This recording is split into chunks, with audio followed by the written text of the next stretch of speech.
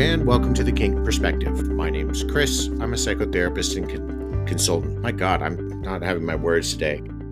Finally, what you've all been waiting for, and me apologizing for the last 8 months. Today, I am sitting with Redwarrior, who, my gosh, you all know that I've been telling you since the beginning of this year I was going to have a show. And we've already been chatting for about the last 25 minutes. There's a lot of stuff you all haven't had a chance to hear yet, but I am excited today to finally sit down with somebody who, in our community, represents not only the duality inside of herself of the multiple roles she holds, but all of the work she actually does for the community. And then some other unhealthy stuff she's doing along the way in her relationships. We won't get into that today because we're not doing therapy on the show. But without further ado, Red, thank you for finally bearing with me and through all the logistical challenges we've had. I appreciate you taking some time today to sit down with me. Thanks for having me. So, as we've already been chatting, I'd actually like to start with, because you and I have similar backgrounds in our stories. Where did your love start? What are your beginnings with kink and BDSM and the leather community? Well, we'd have to go way, way back for my beginnings with kink to like childhood because it's always been there. Like I was the kid who watched torture scenes in movies and then rewound them to watch them again. I wasn't quite sure why, but I really liked that. And then I would act them out. And I grew up on a farm in Illinois, and I would act them out in my yard. So I was constantly getting captured by the Nazis or the Soviets, and then tortured and. Oh, you're talking about bad words right there. You know, people are going to cancel you for that. Yeah, probably, but that, at the time it was the 80s, so of course. Well, they were the bad people anyway. Nope, we didn't. But that was kind of like always a thing for me. But as far as like coming out and being involved in public BDSM or in a community, that kind of started in 2005. I came out to my first event, which was a masked meeting in Jacksonville, Florida, in my third trimester with my second child. Wow, that's commitment. That's huge commitment right there. Nah. It was like kneeling on the floor with a huge baby belly and everything. It was great. And I found the leather community a few years later, not very many years later, but it just kind of fit even better for me than what I was doing in the straight pan BDSM community. So I was mentored into leather, and I've kind of been going between both communities ever since. Love that you just said the M word. What's that? Mentor. Yeah. That is such a lost art right now in our community. All the time. I always come up with, when I'm speaking to people who are just starting to explore the lifestyle, I give them always 3 questions to ask to their potential partners. I say, first, I always frame the first question as, how long have you been in the lifestyle? Because for a lot of us, this is the way we live in one fashion or another. Then I always ask, what are you doing to further your own education? Are you going to events? Are you reading? What are you doing to gauge their effort level? And then finally, the biggest question is, do you have a mentor? Now, looking is one thing, but if they tell me, oh, hey, I don't need anybody. Well, how did you learn? And how are you checking in with anybody to make sure you're doing something correctly? So, yeah, it's always interesting. I was very fortunate in that I was mentored by 2 different people. Leather and boot blacking. I have a fantastic mentor, and we're in a leather family now together. Her name is Chris, and she mentored me and was just amazing, teaching me about leather and boot blacking. And then when it comes to submission, I had another slave who mentored me. And that was a really good experience. And both of them were the type of mentors where they would call you out on your BS, which is exactly what I needed. Yeah, and that's great because we're learning. Even if we're making mistakes, it can be turned into an opportunity to learn. Have you flipped the script at all? Have you decided to do you mentor at all? I've done some mentoring. I'd say I've had mixed results because not everybody is open to that kind of experience, but it was still pretty rewarding. I've mentored in boot blacking, and I've mentored a couple of submissives that wanted to learn about submission. And that was really interesting. The biggest problem I had was that they didn't want to hear that it wasn't about what their partner was doing, that we were only going to talk about their part of the relationship and what they could do differently. It wasn't just going to be a bitch session about what their partner was or wasn't doing. That's like a little one-sided. Little one side, but you really can't change what your partner's doing. No, you can't. But I mean, when we enter a dynamic, we have to realize we're both responsible for it to build and grow. It can't be just one. What I meant by one-sided is that not one person can carry the weight of the relationship Well, or the absolutely not. dynamic. You're coming to me to be mentored in submission. I can't really teach you about dominance. Oh yeah, no, yeah. I thought, yeah, no, 100%. You can't. No, and that's not your job to, anyway. So if you come and explain to me that you're dominant and being dominant enough, or they're not doing their job right, I'll be like, well, they should probably get a mentor, or you should leave them. Interesting enough, though, because you play on both sides a little bit. Well, actually, you play in 4 dual roles: sadist, masochist, hunter, prey, dominant, submissive. So how did you choose to embrace that range? Let me preface this by saying, if these sound like therapy questions, they're really not. They're more inquisitive questions about the lifestyle. So don't interpret them in the way of therapy. It's what I did with John when I spoke to him. Like I told him multiple times when I was talking to him, I'm like, I really apologize because this sounds like therapy. It's not, but it's like the psychology of it that I want people to understand. I would say that, I've become less and less rigid as I've gone along. Like when I first came out, I was like, I want to be a slave. I want to be the slaviest slave that ever slaved. And I want to be on my knees. And, I want to be high protocol, TBE, 24/7, all the things. And I had myself put in this very tight little box of who I had to be. And that kind of fit with BDSM when I came out. Like when I came out, you were either a dominant or a submissive, a top or a bottom. Even in leather, you were either a sir or a boy, or, it's like people wanted to know exactly what you are. And you had to have this label, and you had to dress and behave in a way that fit the label.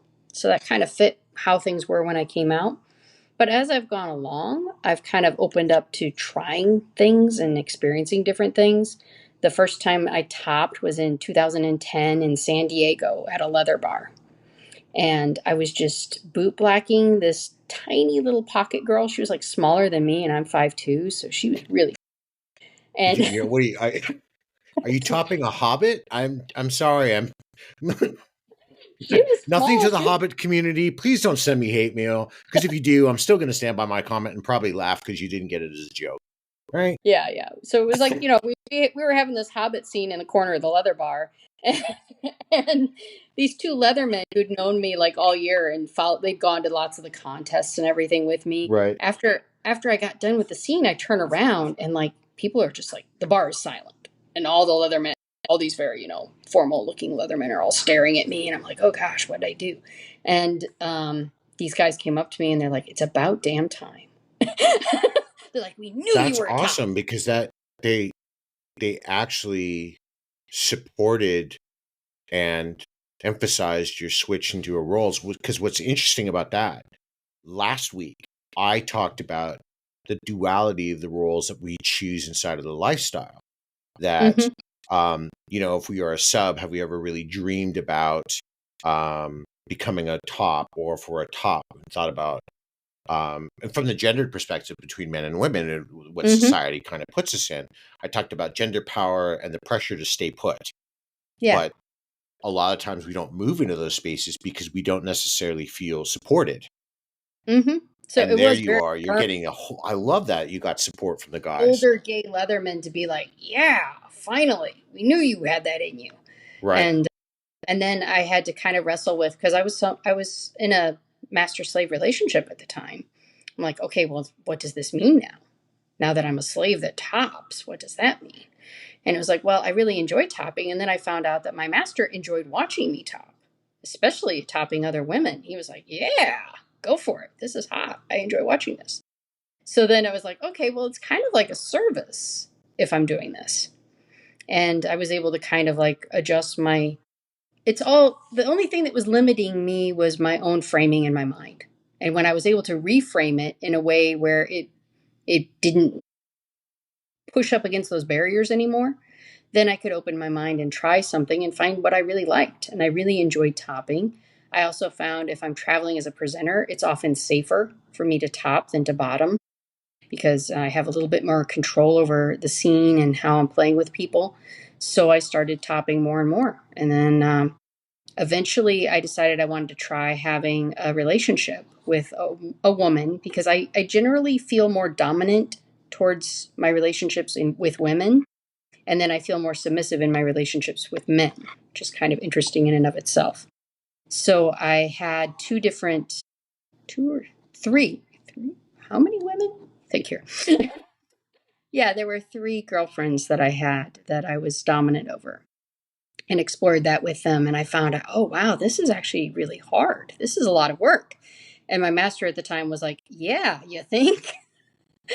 It was a lot of responsibility. I started to realize that if I wanted to make changes in their lives, like I had one girlfriend who smoked, like really chain smoker, and I knew that wasn't healthy for her. But I also realized I didn't live close enough to her to replace the smoking with something else. Like I couldn't provide the support to support her stopping smoking. So I had to leave that alone, and that was a big lesson. It was like, oh, there's a cost every time you want to make a change or take a little bit more control from somebody. You're going to have to provide something in exchange for that. Sure. That was a big realization for me. So I think having those experiences enriched everything that I do. So when I experience something new as a top or on the dominant side, it often informs what I do on the bottom or submissive side, and vice versa, because it's am able to understand the other side a little bit better. And then recently, when you become an experienced bottom in the community, odds are you're going to be playing with tops that are less experienced than you. Mm-hmm. I tend to date outside of the BDSM community, so I tend to find partners that are not within the BDSM community, don't have that experience. So then I'm teaching somebody how to be a top, or even some things about dominance. And my own experience informs that and really helps. Do you find that the tops that might come to you looking for some direction? That's probably a good way to say that. Are appreciative, or do they come at you thinking, hey, I still know more than you. I've been doing this for 4 months. I think because of how I appear in the community and how I carry myself, I think they forget that in my primary relationships, I'm usually a submissive. Like I often get told that I don't come across that way at all, but it's because I've learned not to appear a certain way in order to kind of be safe. If that makes sense. Like Absolutely. when I walk into an unfamiliar munch, let's say, I've never been to it before, I'm going to wear my leathers. I'm going to wear my play gloves. I am going to come in there like, don't mess with me kind of thing. And I'm not going to show my submission to somebody unless and until I trust them and I feel safe to do it. So I think that lots of times when I interact with other tops and we're talking about play and stuff like that, they even forget. And then, people will see me in a scene where I'm absolutely getting my ass kicked. And it'll kind of blow their minds because, last week they saw me beating the crap out of somebody. And then this week, I'm flying across the dungeon and hitting across. And, they're like, oh, wow. But to me, it's all kind of intertwined. It's not a contradiction. Do you notice though that certain roles bring out parts of you that don't show up elsewhere in your life? Yeah, I do. My submission is something that I guard very carefully. Like, Interesting. Why? Oh God, here we go with the therapy stuff, but I can't help myself. well, when I first realized I was submissive, it was probably in my 20s, and because I didn't have a word for it, but I knew that there were certain guys that I was really attracted to, but I was really scared of. So Okay. I'd be attracted to these guys, and then I would be like, oh, I am running the opposite direction as quickly as possible. I'm not even going to look at him. I'm definitely not going to be around him. And what it was I felt vulnerable. And I was like, oh, I don't like feeling weak like that. I don't like feeling vulnerable. That's scary. I felt like they had some kind of power over me, but I didn't quite understand what it was. And then I was in IRC chat rooms back in the day. You remember Oh those? gosh, yes I do. I'm Lord, I'm a if you little don't bit know what that embarrassed. is, you're too young. Don't even bother asking me in an email because I'm not going to explain RC. Look, you got Google, look it up. Yeah, I was hanging out with computer science majors in the basement of the computer science building on a Unix workstation on IRC chat rooms because they're like doing their work, and that kept me out of trouble. And I That's found a where great. the both good and the bad hung out in IRC. Mm-hmm. Oh, it was so cringy now looking back. Like Oh, I know you it was so you can dangerous. kneel forever in a chat room. Mm-hmm. But I got into that and I was like, oh, this is kind of hot. I kind of like this idea. And then this image in my head of, having this warrior guy who's going to be like big and strong and scary and everything. And then me kneeling at his feet, curling my arms around his leg, looking up adoringly at him was like, oh my gosh, I want that. So that's kind of what got me coming out. And that's how I met my first master I was like, yeah, I really want that. But yeah, trying to think. Yeah. So a lot of it was fighting myself and eventually saying, you know what, I'm going to try this, even though it feels scary and I feel vulnerable, and I'm going to give that a try. And then I feel like over the years, I've kind of come for full circle where I'm reevaluating my submission, and I'm like, how much is that of that attraction is fight or flight? Is that really my body saying, this guy might be dangerous? So, yeah, I'd say there's people think that if you've been out a long time, you have everything figured out. That's Oh absolutely God, no, no. I'm no. always looking, and then the minute you think you have yourself figured out, because that's the biggest part of the journey is figuring your own self out. Oh, I have to You throw completely in, agree with you there. huh? I have to completely agree with you there because there was a long time I put sadism into a really neat box, and my God, if there's one thing sadists are not, we're not neat, nor do we fit into a box. But I boxed myself in. I just kind of stuck with intense interrogation, psychological torture, degradation, and impact. Well, that's great. That's fun. Some of it's BDSM 101, and then we'd elevate the levels and consent and all that stuff. Yes. But then all of a sudden you start seeing other people do stuff, and in your minds, you know how sadists are. We see one thing and we're like, ooh, wait a minute. Can I change this just a little bit? We can apply this, and then I can electrocute you here, burn this, and then what will that do? And we just start going. But then I was Mm-hmm. afraid to step out of it because then I didn't know if that's all people saw me as a certain like intense degrader and psychological torture.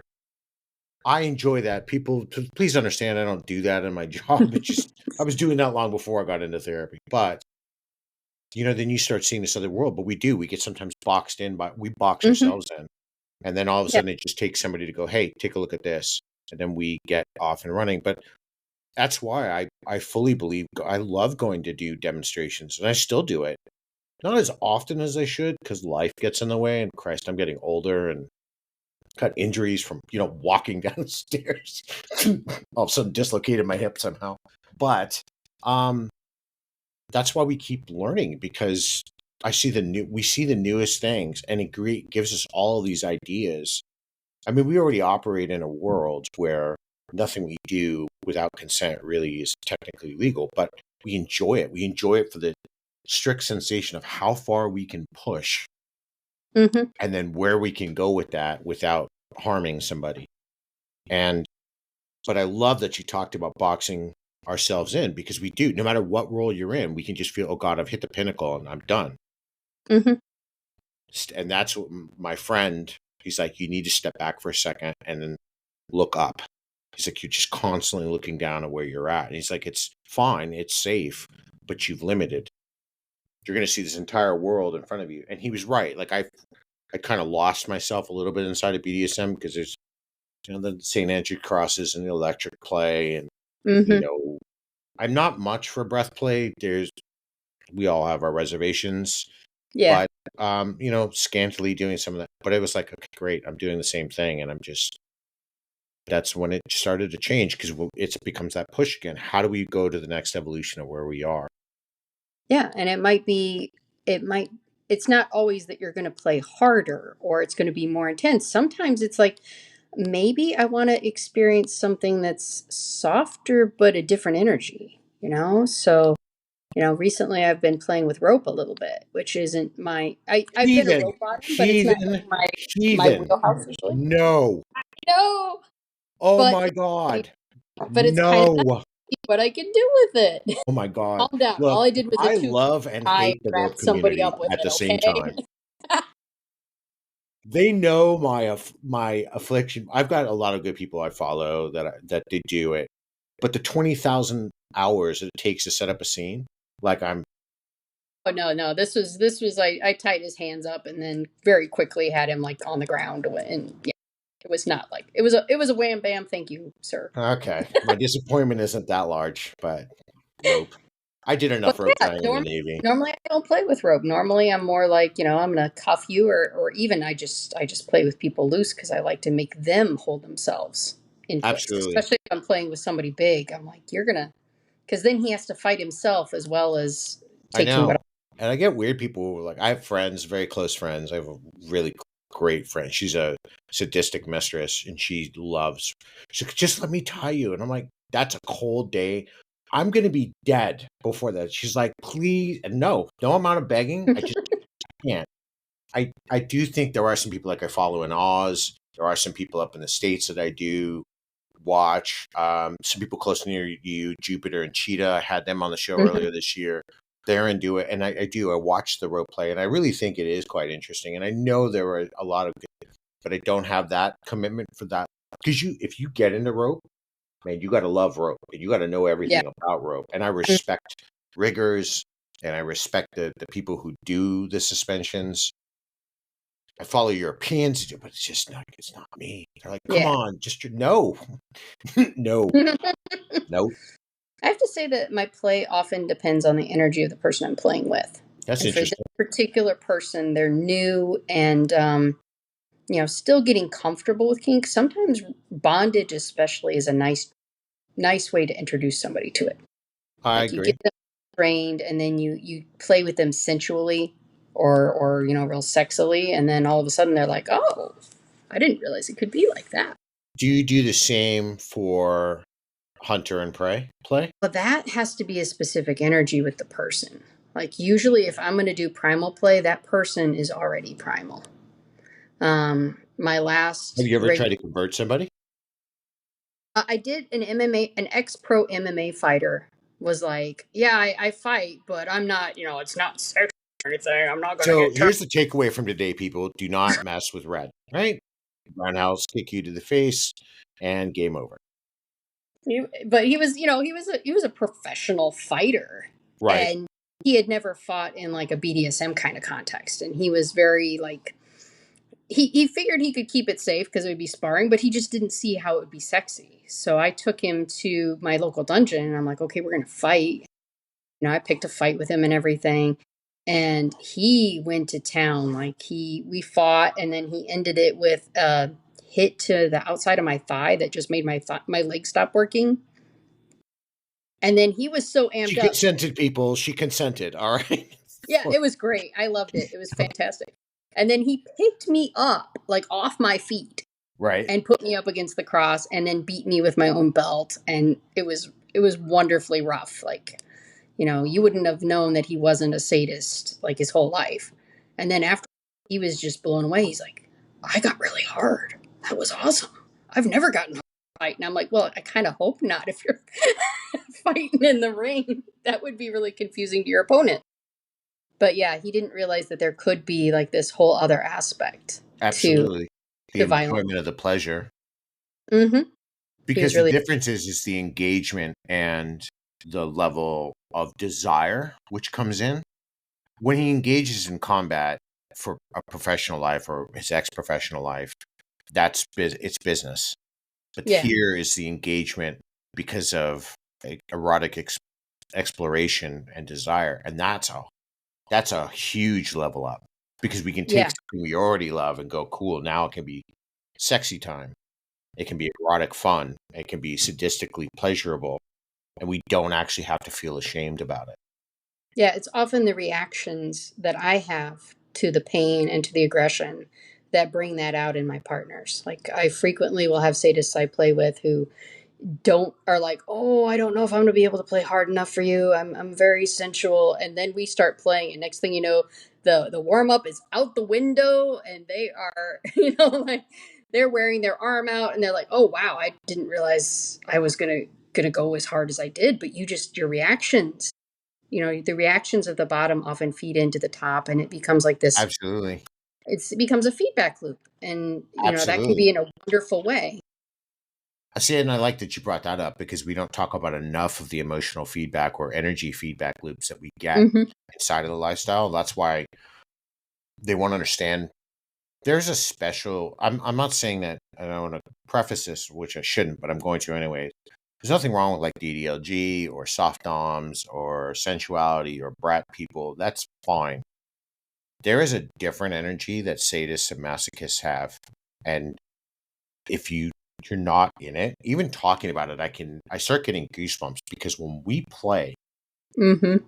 when the maso feeds back and we see a tear or we hear that certain whimper, we don't soften as Mm-mm. sadists. We go harder, which drives their masochistic release because they seek the catharsis of the pain. And that feedback can get super duper intense, which people don't understand. Like I really do. I love talking about it because we don't Yeah. talk about the energy feedback enough.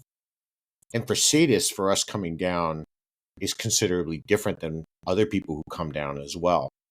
Mm-hmm. Can you I want to hear you explain that come down from an intense sadist masochist scene in your experience for everybody.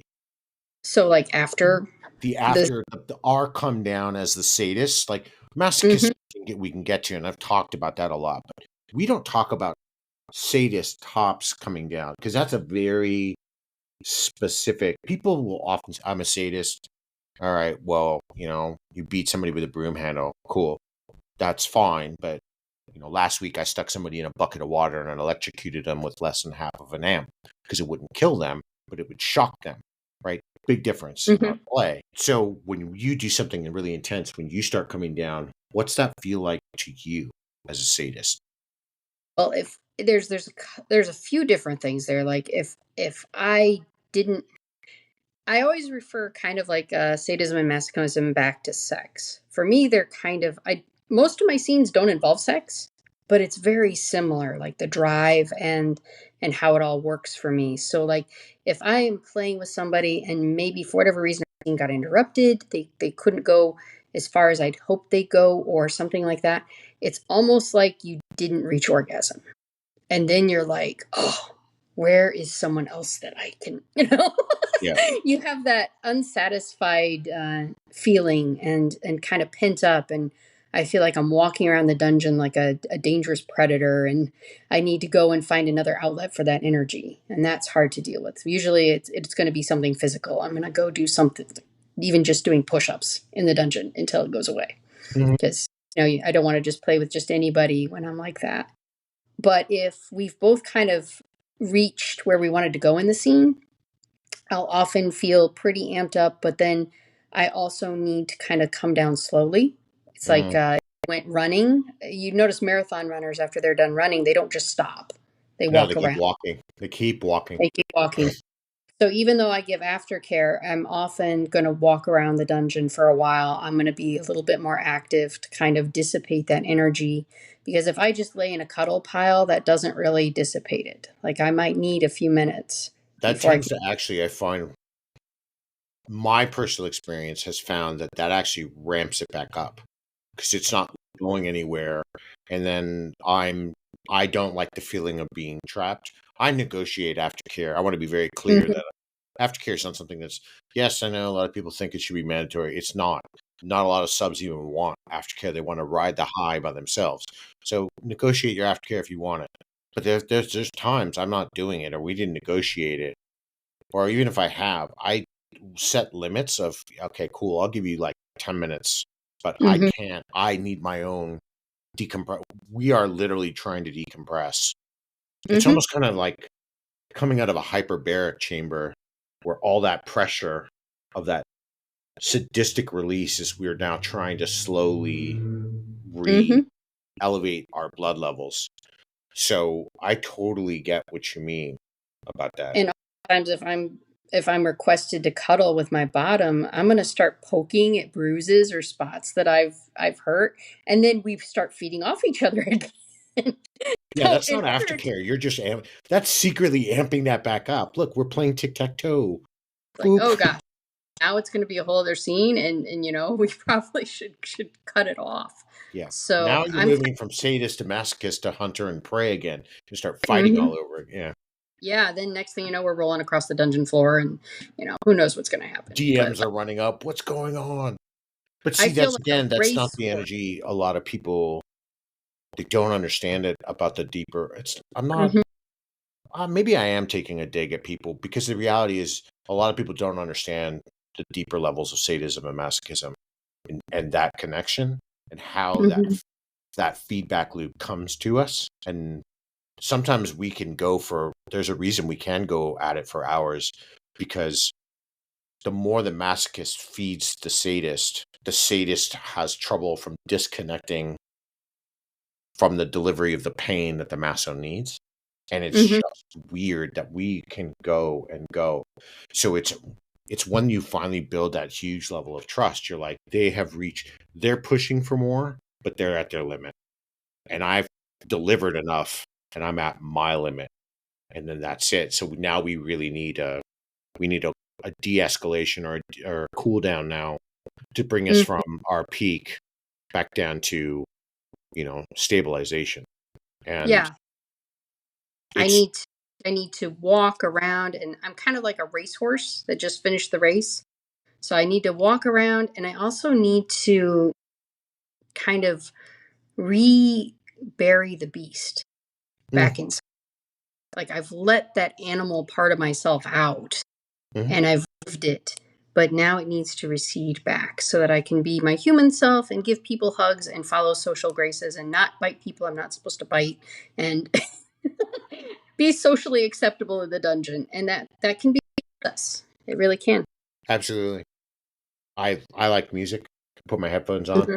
and just take a moment, go stand outside, get some fresh air, and Hmm. allow myself to start processing too. Because that's the other thing for sadists and masochists. We start processing the entire scene from beginning to end. Hmm. First, we're doing a critical hyperbaric review of what the hell we just did. What did we not deliver enough on? Could this have been better? We ask ourselves all of those fun questions. And then after we go through that process, we start, there's a weird consideration that we didn't do enough for our maso, and then we come back to ourselves as a sadist. So it's not exact science, but I've actually talked to enough sadists. It kind of seems to go in that weird direction, for everybody at some point.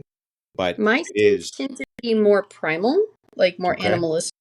So I don't think there's as much analytical. Like I don't think I analyze my scenes as much as other sadists might, because for me it's more about that animal coming out, and that animal is That's going that to. mix though you've got between hunter prey and sadist and masochist though. Like that's a different. I've never really gotten into the primal play. I have some clients who are into it. They do primal play in the woods, like the whole. Mhm. They do a lot of role playing with. I'm the kidnapped victim, and they have a like 500-600 yards of forest they play in, and I'm like, damn. That's, yeah. I would say even my scenes that don't involve like fighting or wrestling or something like that. Like I think there's a misconception that primal play is all rolling around on the floor together and biting or something. But even my scenes that are interrogation scenes, I still have that primal energy. It's still that I either want to devour my prey, I'm gonna grab it and tear it apart, or I want to, fuck it. It's two drives at the same time. Right. And I even have that energy if it's a scene where it's not typically primal play. There's still primal energy. And I react to what my prey is doing, just like any predator. So, when a predator is when a fox catches a rabbit, the more sounds the rabbit makes, the more reactions the rabbit makes, the more intense the fox gets, shaking it or tearing it. And it's the same thing for me. So my scenes You aren't now have just angered all the PETA people, by the way. sorry, sorry, but I'm sorry. I no, just had some brisket last night, so I don't really give a shit. I but yeah, so my scenes, like there's like a rough, oh, okay, I think I'm going to do this, but it's so dependent on the reaction of the bottom and how we interact together. It's something we create together. So for me, it's almost like the energy is far more important than the toys or any other kind of play, which is why I end up playing with so few toys. Like when I top, I'll go to the dungeon. Sometimes I won't even bring a toy bag. I'll bring my riding gloves that have armor in the knuckles, and my boots, which have steel toes, and my elbows, and my teeth, and my knees, and I'm ready to play. Do you find if you had to could you box yourself into one role? And if you ended up having to choose one role for the rest of your BDSM life, what would you choose? That would be so sad.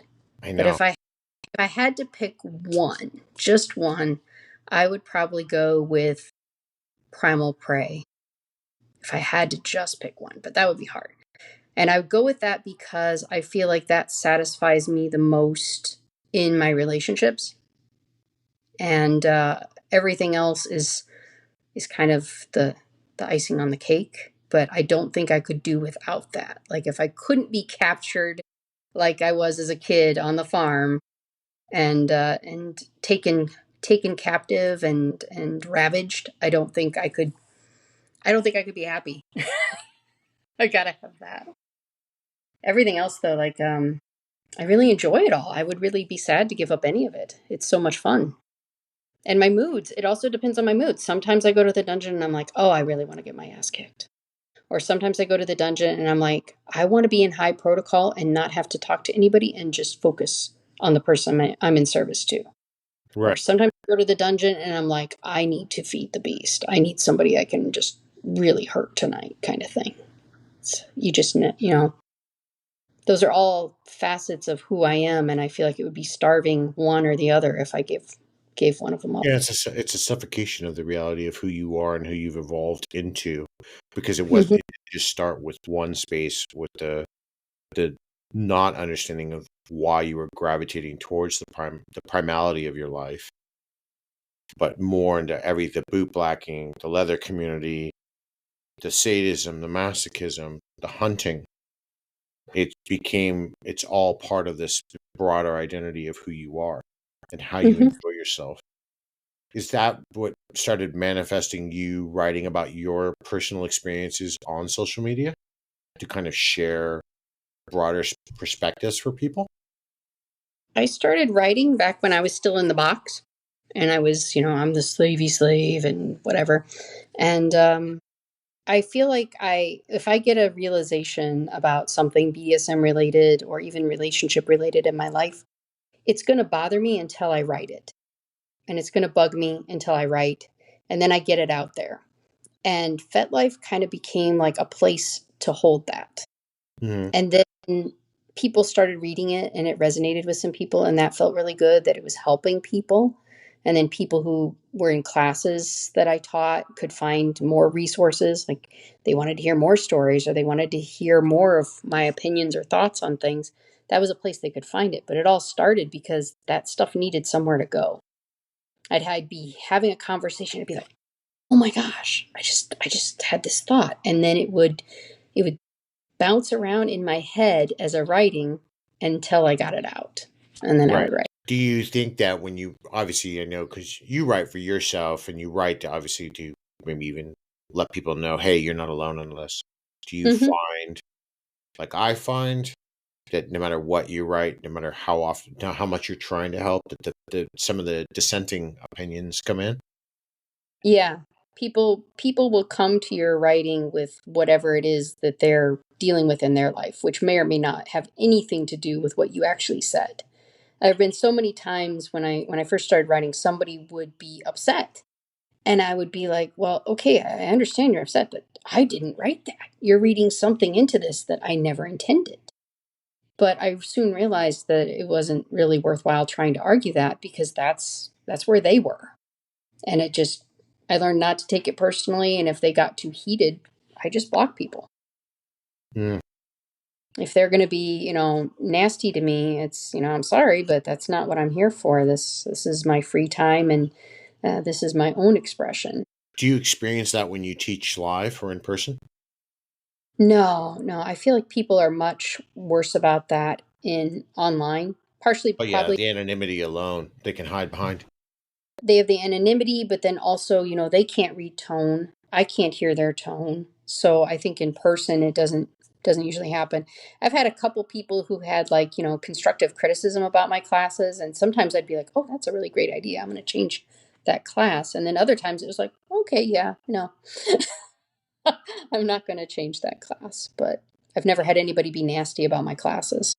Well, yeah, I mean that's good because at the end of the day too. Without people who are willing to teach us, we're not going to have anything to learn from. And personally, I think BDSM will die at that point.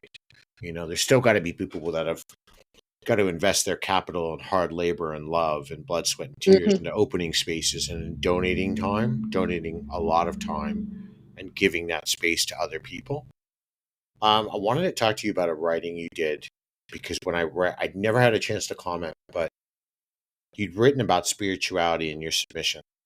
You talked Mm-hmm. about surrender as a way to balance your warrior nature because you've written in there for you, kneeling wasn't just about yielding or weakness. It's not. And that's what we're talking a little bit about today. It's a deliberate act for you that brings peace and flexibility and resilience. If there is a sub who is questioning that, besides reading your piece and, taking Mm-hmm. away a lot more that I can see through it, um, what would you say to them about that? When I first came out, there was this idea that if you were a real, true submissive or slave, that this would all be easy, that you would just be naturally submissive. You wouldn't feel resistant to, whatever it is your dominant was commanding you to do, and it would just be easy for you. So obviously, if you're struggling with this, it must be that you're not really submissive. You're not a true submissive, and maybe you should try something else. But what I found was that we aren't taught in this culture anymore to follow. We're all taught to be leaders, and everybody's supposed to be a leader. At least when I was growing up, women were taught we were all supposed to be leaders and go out and break glass ceilings and all that. But what gets lost is that following is a skill set and it can be learned. And it's Mhm. also something that you can perfect over time. Like it takes practice, Some of the learning. best leaders are followers because they've learned Yeah. from their predecessors what mistakes have been made so they don't replicate them. And we need people who can follow gracefully. Like being able to do that even at work has been a superpower. Being able Mm-hmm. to follow someone else's lead gracefully and step in behind them without my ego getting in the way has been huge. 100% agree. And I think it's important if you're a submissive and you're struggling with submission to understand that that doesn't mean that you can't do this. And it doesn't mean that you're a bad submissive. It just means that you're still developing that skill set. And it's something that is a practice. Like I see it kind of like as you talk about a spiritual practice like meditation. Meditation is not something most people are born knowing to do. They practice it over time. Or yoga. Call yoga a practice because you're never Well, even perfect. going to, because I know you have a big passion for the gym, that's discipline. Mm-hmm. Yeah, I go to the gym and some days I can't lift as much as others, but you continuously go and you improve over time. It's Mm-hmm. something you practice. And I think that submission is the same way. And I also think that it's a powerful practice because it can help in all areas of your life. You learn to let go and to not resist what you need to let go of and stop resisting. Because like the hardest part is like everybody loves being a submissive until you get told no to something you really want to do, or you get told, no when you think you're right. And then that's when it becomes the work. And that's the transformative work of submission is learning to get over your own ego and accept that. And accept even if your dominant is wrong, you have to just sit with that and how are you going to handle that? Or yeah, you really wanted to go do that thing that you just got told no to. Okay, how do you deal with that disappointment without becoming an emotional wreck or throwing that at your dominant or behaving in a poor way? And that's practicing that helps you deal with life because life is going to disappoint you. You're going to be at work and they're going to make the wrong decision and you knew you were right. And you're going to have to deal with it. Mm-hmm. Yep. Like there are times when those skills come into play in life. And for me, BDSM in general, even play, all comes back to it's like a training arena where we train for the life outside of the dungeon. And whether it's learning these skills through submission or learning other skills as a dominant or learning skills in play, being able to sit with pain being able to just breathe through it, being able to go through an ordeal and understand that nothing is going to last forever. This scene will end.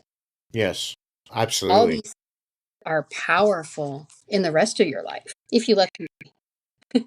Yeah, and the power and the ability for us to sit back and then think and enjoy and embrace the memories of what we've created, and being humble enough to know our own limits. Mm-hmm. I always find I can spot new subs just like I can spot new doms right away. I have no limits. Really? You're telling that to a sadist? Here's a knife, cut off your fingers. I actually don't want you to do that, but don't tell somebody you have no limits, because we all have limits, right? But it is about embracing. I've talked about the fast food culture now that we're seeing. You and I discussed before the show that I'm seeing the BDSM culture head towards. I want it now. I want it when I want it, and I want it to be hot and fresh. It's none of those things, because you have to put time in.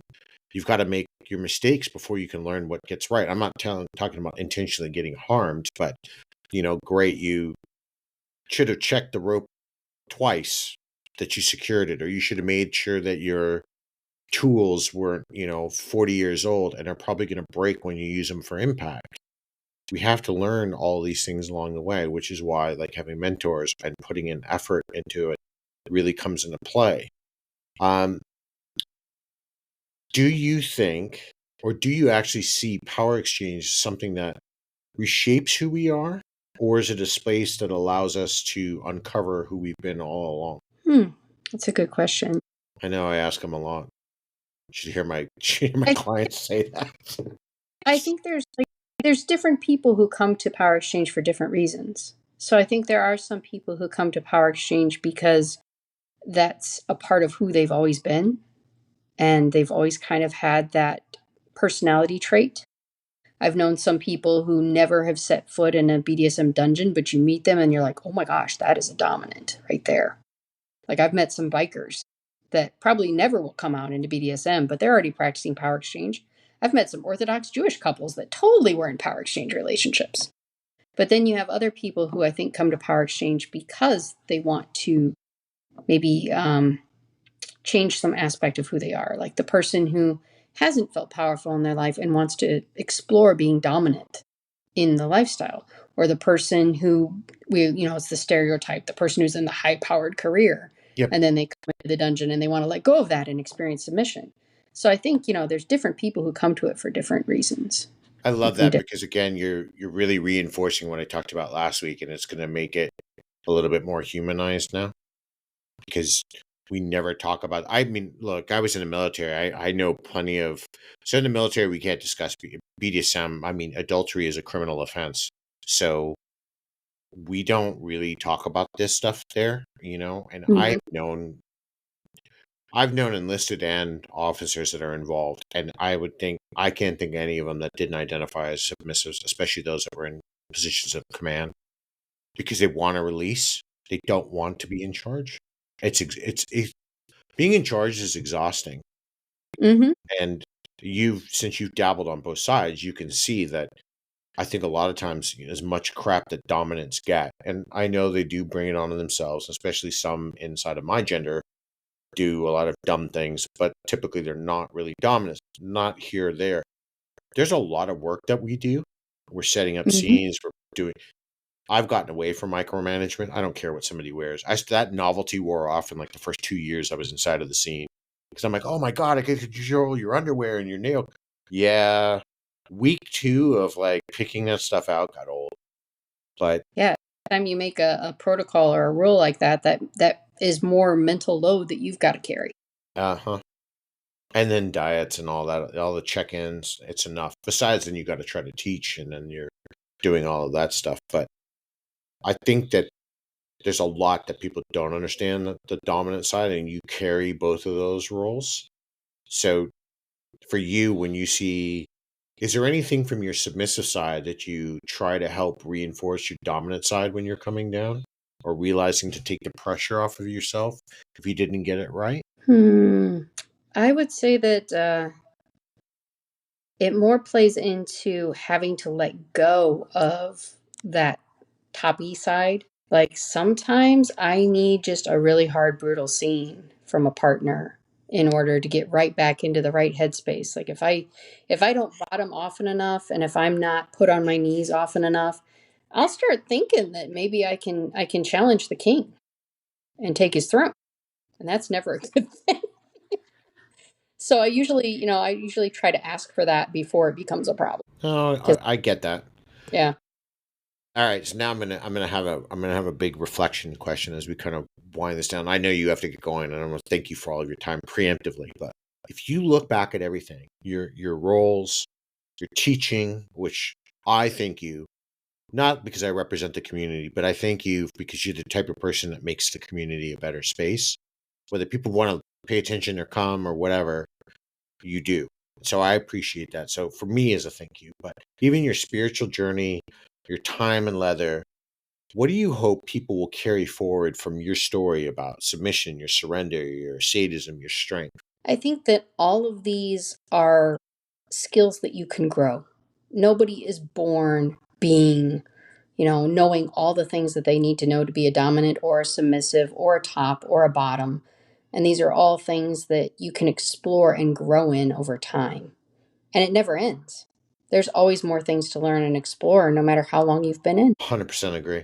And I wish that more of what you put out gets absorbed by a lot more people and that they kind of gravitate towards that and really keep pursuing their knowledge. Have you ever thought about putting your experiences into a book? I have. I've thought about it. Like, basically, I think I probably could just assemble a lot of my writings and put them Hmm. into a book at some point.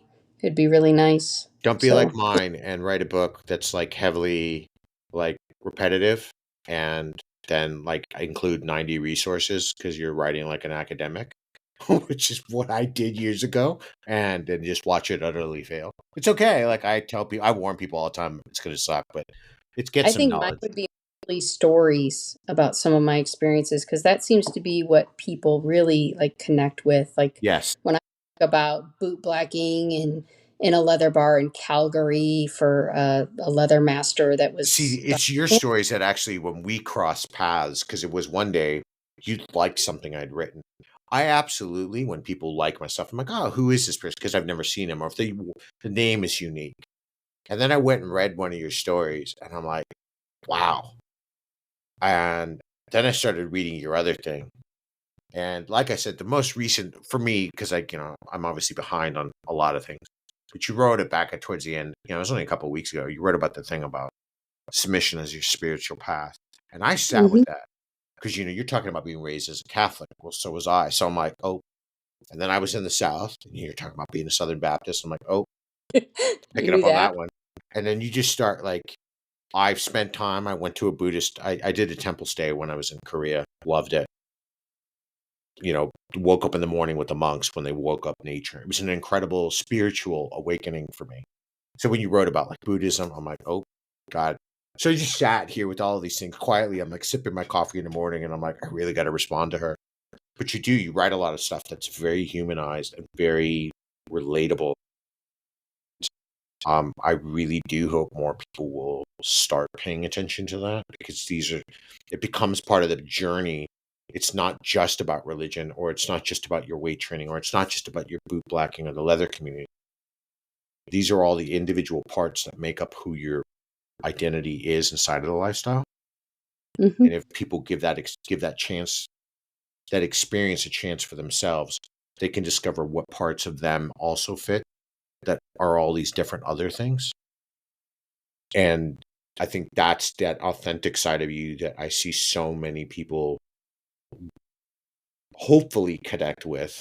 So for those of you who are listening, I will put a direct link to her profile, well, her name, and you can go and take a look at some of her writings on various subjects. There's a lot. She's got a big catalog, so you need to be nice. And if you hear any of you that follow me that give her a hard time, you're going to deal with me.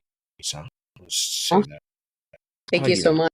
absolutely. Well, look, I appreciate you tolerating the 8-month delay. Because I know over the months I'd write to you and I'm like, I'm so sorry. I'll get to you, I promise. And then It has been, I think, for about 6 months. I've been apologizing on air because I kept getting emails like, "When are you gonna have Red on?" And I'm like, "I'm trying, I'm trying." And then I would lie and I'm like, we're having a scheduling conflict. I hadn't even written to you yet." I'm like, "Yeah, we're just scheduling right now." But I'm Just be glad. like, she's out in the woods on her Harley or something. She's out in the You woods know, on the Harley, beating somebody against a tree while they're impaled on a branch. I don't know. It sounds like fun, and I'm not disturbing her. But well, see if you thank you tell so them much. stories, and they take them verbatim because all of a sudden, they know that sadists don't really joke about things. It's kind of that was funny, but it's true. Yeah, Because stuff we happens in do. the woods. What can I It, say? well, and then Stuff happens on Harleys too. You just never know. stuff can happen before you're even getting dressed because we're just thinking of everything we can use. Oh, I can blindfold you and use my sweater here as a straitjacket. Oh, Haha, I'm that's really funny. late on my bike, and I have plans for a photo shoot with my bike sometime soon. Oh, So yeah, well, that'll be there fun. you go. Teaser for something coming on Redwarrior. All right. Well, look, I appreciate again. Thank you so much for spending some time with me today, opening up a little bit more about life and your massive contributions to the community. And I hope more and more people keep appreciating what you do and to keep getting to see you around. I was actually hoping to see you in Florida, but that didn't really work out with like that. I got that invite and then nothing happened like at all. Like I reached out to you and I'm like, Bummer. oh, they invited me. And then I heard nothing back from them, but it wasn't a big deal. So anyway, well, thank you again. Until next time, everybody, be safe and stay kinky.